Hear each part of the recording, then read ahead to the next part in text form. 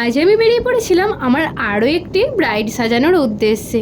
দুপুর দুপুর করে বেরিয়েছিলাম। আমার বাড়ি থেকে ব্রাইডের লোকেশন ছিল কিছুটা দূরে।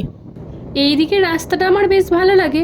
যেতে যেতে দুটো দিঘি পড়ে আর চারিদিকটা গাছপালায় ভরা। এখন তো দুপুর, ঘড়িতে বাজছে 3:30। সূর্যের তাপ প্রখর। আজকে আমার ব্রাইডে যতটা মিষ্টি, তার মুখটা ফেসিয়াল হেয়ারে ততটাই ভর্তি ছিল, আর চুলটাও ছিল খুবই ব্রাইডের বাড়ির লোক ছিল খুবই ভালো ব্যবহার, আমাদের খুব সুন্দরভাবে টেক কেয়ার করছিল। ব্রাইড আমাকে রাস্তায় যেতে যেতেই ফোন করছে, বোন তুমি আসছো তো, কত দূরে?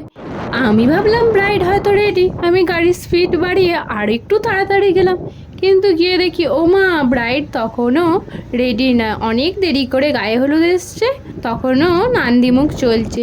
আমি যেতেই ব্রাইড আমার দিকে তাকিয়ে একটু পোজ দিয়ে নিল। এবার আমি ওয়েট করতে থাকলাম, কিন্তু এ পুরোহিতের আর মন্ত্র শেষ হচ্ছে না। এরপর ও আবার চান করবে।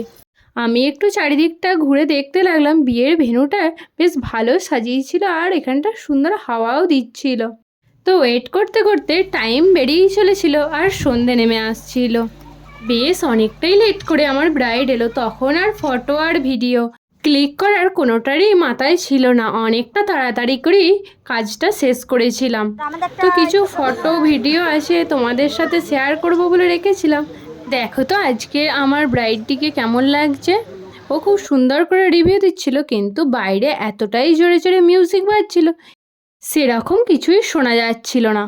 ওর হেয়ারটা নিয়ে খুবই টেনশনে ছিল, তবে এখন খুব খুশি।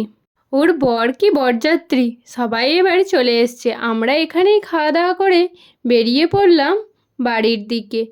যাবার আগে একবার ওর সাথে দেখা করতে গেলাম। ও তখনও বলছে আমার খুব ভাল লাগছে। তোমরা অবশ্য ওর মুখ দেখেই বুঝতে পারছো, আর ব্রাইড খুশি হলেই আমি খুশি।